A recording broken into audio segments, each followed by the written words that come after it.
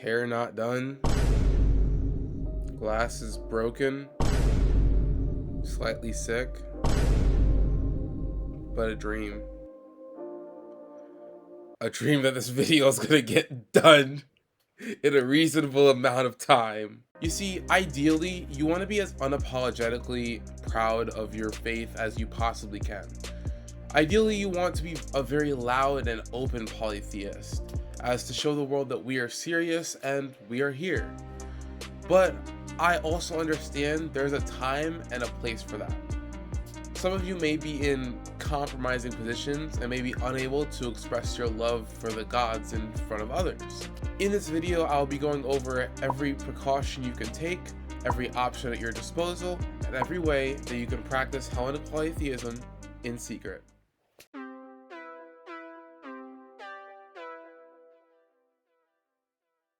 Fortunately, going about this is going to be fairly simple for a few reasons. First, being that Greek mythology is far more mainstream than Hellenic polytheism. This is good for this instance because this means it will be assumed that you are just a mythology nerd as opposed to actually practicing the faith. Second, and slightly more important reason why it's going to be easy to practice in secret, is because of the vast majority of Hellenic polytheism is worship within the household. It's mainly a lot of personal works that can be done within the four walls of your room. These personal works can be boiled down to three aspects. 1, 2, 3. Okay. I wasn't sure if I had 3 fingers up or not. Cleansing, praying, and offering. Hellenic polytheism is more than just that, but those are the main active things you're going to be doing as someone a part of the religion. So for cleansing, I want to really touch on veiling, because even though I've yet to drop a video talking about veiling, this can be one of the deadest giveaways that you might have a little pagan in you. For those of you who don't know, a veil is a head covering that can be worn for many different reasons. Culturally, it can symbolize power, modesty, social status, etc. But in the context specifically of the religion of the ancient Greeks, veils can be worn for cleansing purposes. Some even going as far as to sprinkle turnips or lustral water onto the veil before putting it on. This stealth comes in when you realize that veils aren't a specific type of head covering. Yes, there are specific veils that are worn in different parts of ancient Greece for different purposes and all that, but in the context of modern day worship, no one's going to be standing over your shoulder asking, why are you wearing a bandana or headscarf from the hair store down the street? Like, no, not at all. Like, no. This is one of those things where it really comes down to what you do with your practice.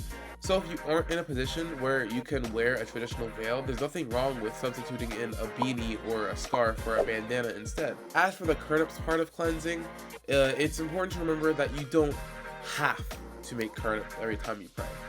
I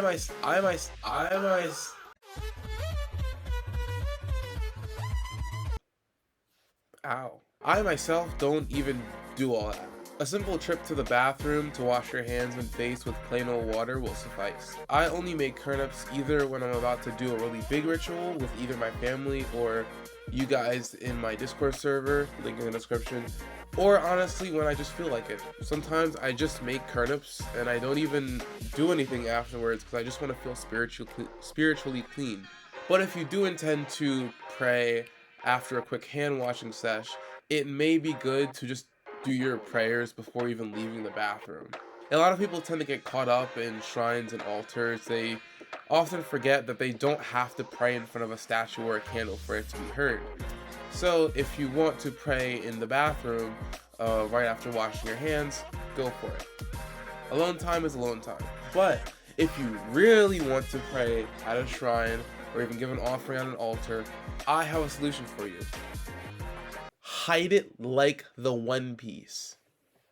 As fun as decorative aesthetic altars can be, functionality and stealth will be your primary focuses right now. There are many things you can use to hold a secret altar, but the best and easiest by far would be an empty shoebox. Not only can you hide it in plain sight, but also it's very portable and can be moved from place to place as needed. A few decorations, a bowl, of some sorts, and that's really it. That's all you need to have a functioning altar.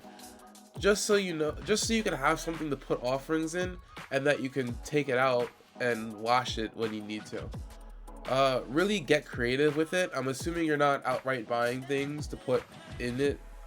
You could example buy like, I don't know, like heat drying clay and make like a custom offering bowl for yourself that can fit perfectly into the shoebox.